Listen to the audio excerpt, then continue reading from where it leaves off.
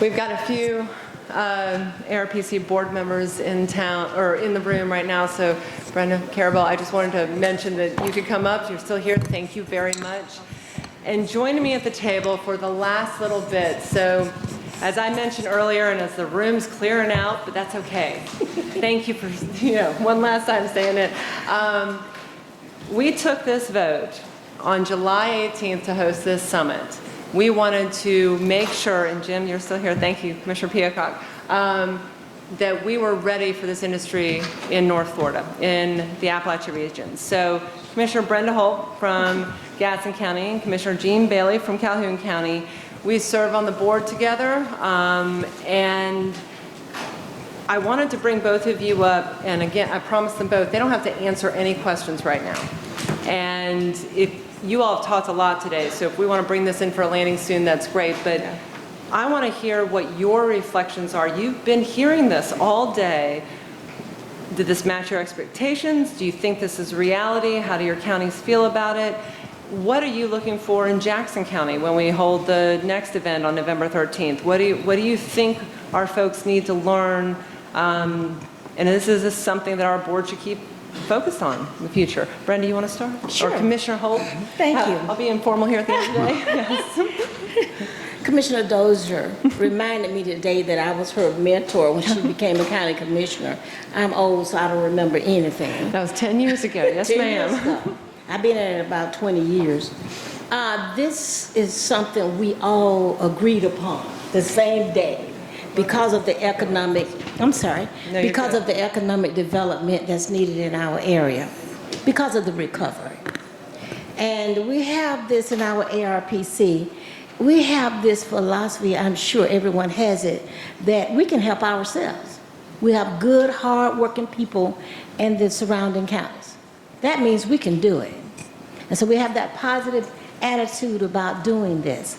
And I must say this, I'll bet that I am the only person in this room that father grew hemp and we smoked it. I'm probably the only one here because he didn't hear about there was a prohibition in 37 or whatever. And he farmed cotton, corn, peanuts, and soybeans, and he told us it was rabbit tobacco. So we thought it was rabbit tobacco. But we made rope. We made rope out of it. And that's because of our ancestry, and that's what they did. We were in Georgia. But I want to say this.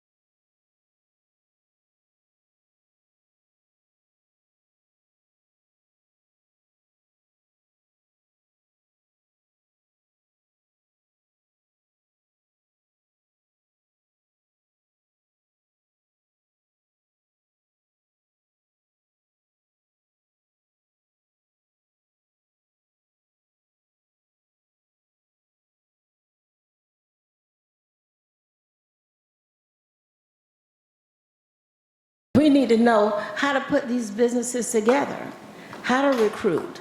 So those are some things that we looked at, and I think when we went on the trip, Richard, we went up to northeastern Mississippi, and we found out that the junior college there, they call it communal college.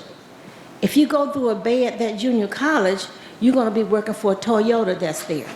If you go through another bay, you're going to be working for Airbus that's making helicopters. So every department at that communal college provided people for those manufacturers. And that's what made the difference. And they started in high school. So I think that the representative from TCC was correct. Mm-hmm. You have to start in high school. They can't not wait till they get out because they're going to choose to go to the military, or they're going to leave our area because we don't have the industry. That is fantastic. Thank you for sharing those thoughts. Rabbit tobacco, right? No, I mentioned it first thing this morning, but I'll save my thought for a second on it a little bit more, but I have been teed up on industrial hemp since '94, and I started learning about it, I was 19. I've been thinking about this as for our farmers for a long time, but I still didn't know there was a Hemp for Victory campaign for the war effort, started in 37, going into the 40s. This is history we have forgotten. So, Commissioner Bailey, my friend, you've had quite the year, like everyone. You've been helping your town. Right. Well, Christian, first I want to thank you and Chris and the ARPC staff for putting this on. And basically, it's a hemp summit, and nothing impressed me more this morning than when we had the show of hands and the farmers that were here, or the people that here that were wanting to grow hemp. I come from Calhoun County, which is 50 miles west of Tallahassee. We took the full brunt of Hurricane Michael from one end to the other, from county line to county line. And if you've never stayed through a hurricane, a Category 5 hurricane, leave. I can tell you. It was horrific. But we lost over 320,000 acres of timber that's still on the ground, and we don't know what to do with it. We've asked the state, we've asked for help, but we got to get it cleaned up. And so if we just did 1/10 of that, that would be over 3,000 acres of hemp. So if we did 20%, it would be 6,000. So I looked at it as an economic opportunity that's about to surface in Florida, and if we could take advantage of it, I'm for it. I've always pushed for economic development from Walton County to Jefferson County. We got the CSX Railroad, we got I-10, we're dead set for industry, but it doesn't come. And we've probably lost 100 constituents, during the hurricane as they left. They didn't pass away, so. But we're on a decline on population, but timber was our biggest industry that we had, and it's gone. All the manufacturing jobs are gone, so except for the government jobs, and I can say we are the proud owner of Oglesby Nursery, who is a global plant lab culture. So, and I'm glad to see her in attendance today too. So, and what they do, and anything that hemp's going to help them is going to help our county. So, and as I sit here and listen this morning though, is what I need to know is when farmers come to me, they ask me, well, what is hemp? How can we grow it? What's the problems with it and all? And it's amazing, and I made a little note back there today that we are a planet that can put a man on the moon, but we cannot figure out how to get off of that number 3 number and that forces a farmer to have to destroy a whole crop. Now, something is missing somewhere in our organization when we ask a farmer to put up that much money and then tell him if the percentage is too high, then he's got to destroy it. And that needs to change. I understand in Kentucky it may be high as 8. So we need to look as we move forward, and without the farmers growing it, we can have all the processing plants we want. We got to have hemp. So, and I'm looking, I had a lot of answers, a lot of questions today that I wrote down, between oil hemp and fiber hemp, industrial hemp. And that I need to get answers to carry back to my constituents when they ask me, because we want to push for hemp. And Christian, that's basically where what I garnered a lot today, and I think a lot of people did here too. And hemp is important. The economics of it to this area is important. Fantastic. Thank you both very much. So I want to bring this in for a close within the next 10 minutes. So I want to hit 2 quick points for you, and then for everyone else, if you'll be quick like me, if you have anything, a question that wasn't answered today, something we should elaborate on, anything else that we need to provide information on in the future, that's really what we want to know. For the timber farmers, you heard, I think Victor mentioned it earlier, the wood basket. We were, 3rd largest state for timber, perhaps? We're around about there. That's true. And we have, Dixie County, Taylor had a lot, but North Florida, your region, Calhoun had a lot. So one of the most astonishing points of information that I learned in the last couple months, and I also have to say, the 3 of us could not articulate what we just did, back in July. No. We have all gotten an education in the last 3 months, so this is exciting, right? Jim, so I found out that for a lot of, and I've vetted this with my farmer friends here, for timber farmers, you might cut 8-year-old trees for paper pulp while you're letting the rest of your crop mature, right? So if we think about restarting the silviculture, the timber industry in North Florida, this is crop diversification, as I said this morning. So consider this, 1 acre of 8-year-old trees is equivalent to the same amount of paper pulp you get from 1 acre of hemp after 16 weeks. So this is more money coming in for folks who want to stay in silviculture and let those trees mature, because that's one of the biggest issues we have right now is people are counting on this as retirement, and they're close to retirement. They don't have another 30 years to grow trees. No, they lost, you'd think they had Everything. 50 acres of prime trees, 100 acres for their kids to go to college for their retirement, and within 4.5 hours, it was gone. It's gone. And it will be, normally, you plant timber, it's 10 to 13 years before you can do a first thinning on it before you get any type of return whatsoever. Yeah. Thank you. Yes, I ma'am. want to say something on the political side, and I think that was a very good point brought up by the last group, is that I think that our ARPC needs to come in maybe to the counties, and we rotate and we go ahead and soften those commissioners up and go ahead and get this done. So that way the investors and the growers will not have such a hard time when it comes to those boards as far as zoning changes and that type of thing that they may need, so they can get in and get started, because, you know, as of every 2 years you may change commissioners. And we need to have it set in that the new group coming in will know that this is the procedure that we have in place. You're I'm absolutely a right. fighter, so. Yeah, and you will find that those of us, we serve on a lot of different boards together through Florida Association of Counties and others, but it doesn't extend to all commissioners in all counties. So I like that approach. Okay, anybody have any thoughts about what we need to focus on in the future? Was this a good scope of information? What you got? Yes, sir. Yeah, this is for Commissioner Bailey, to your point on the acreage. Was it, did you say 320,000 acres in your county? 320,000 acres of timber that was lost? There were 320,000 acres that got blown. Yeah. It's on the ground. Yeah. We got roughly 567 square miles in Calhoun County. Right. But there was over 320,000 acres of timber that got destroyed. So have you talked to Neil Dunn about this? I mean, Yes, sir, and interesting. Scott and Senator Scott and Senator Rubio. And so what's the reception been, in your opinion, on that? Do you think that there's, and this is part of the issue that I've kind of been following this for 6 years. It's a very slow-moving train as it relates to anything that's political. It's going to be very slow-moving.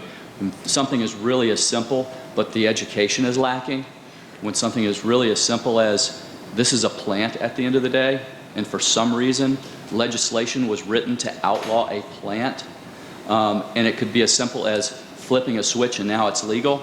But you have all of the regulatory environment that's in the way, if you will. You do. But the point being that I think there's generally a lack of knowledge and a will to implement a policy at the federal level to say these farmers can't wait 8 or 10 years. They need money now.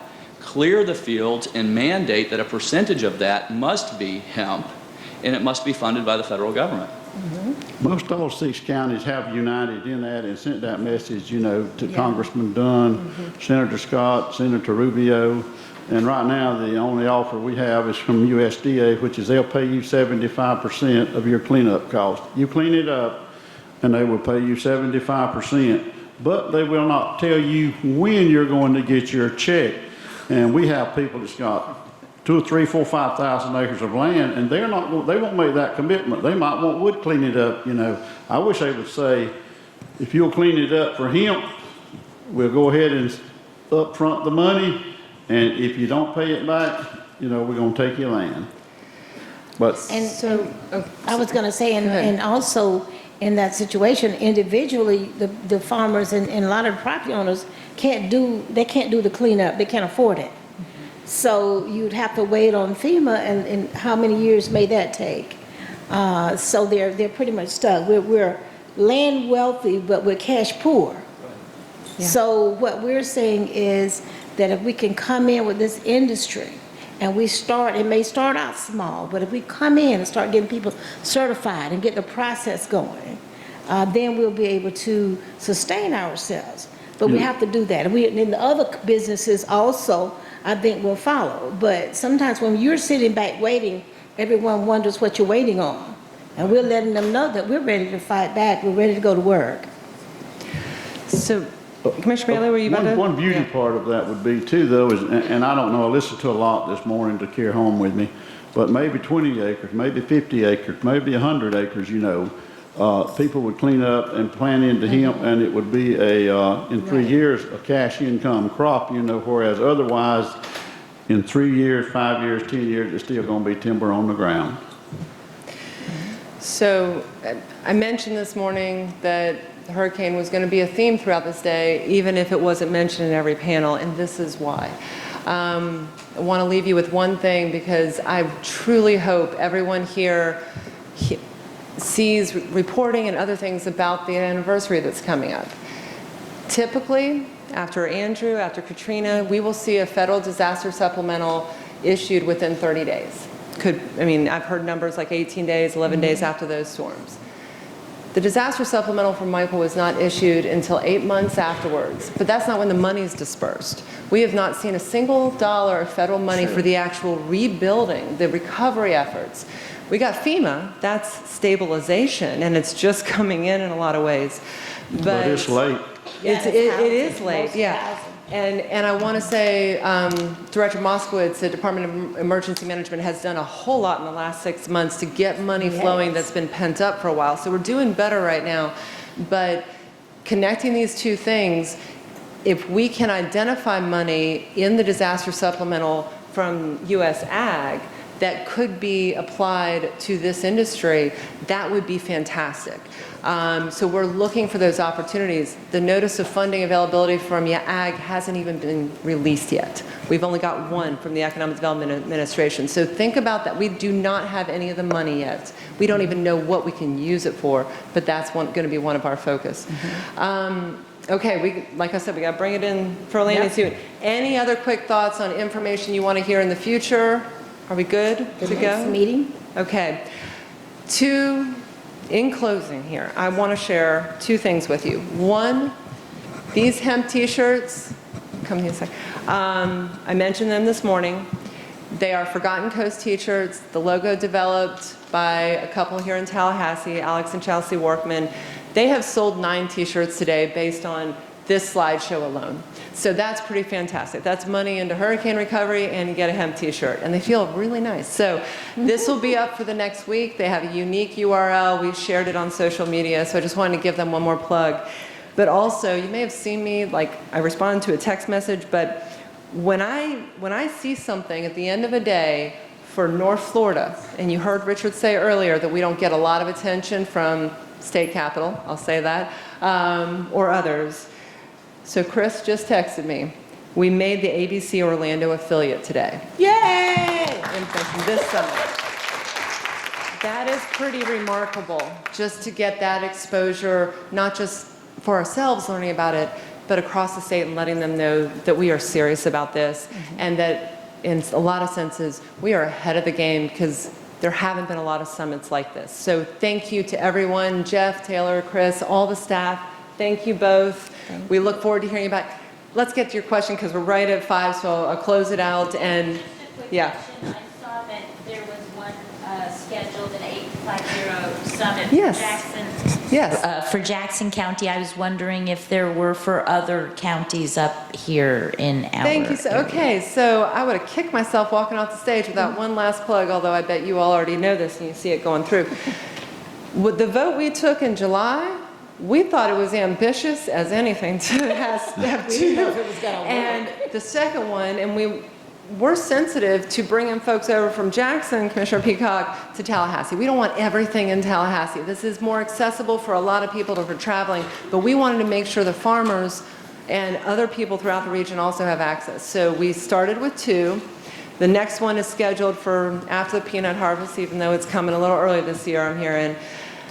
At that point, I think our board will need to assess and look at what we do in the future, but that's why we have the website, as I said, and starting to call it a series. So you'll see 850 Hemp Summit with a colon and Mariana. So hopefully we will do more in the future.